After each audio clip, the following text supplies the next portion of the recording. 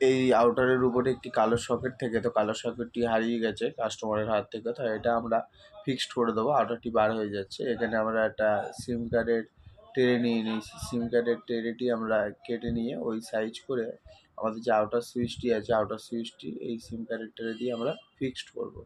তো আমরা পরিমাপ করে কেটে নিয়েছি। কেটে নেওয়ার পর ব্লেড দিয়ে একটি মাথা আমাদের সূচালো করে নিতে হবে, কারণ আমাদের এই আউটারটি একটু মোটা আছে।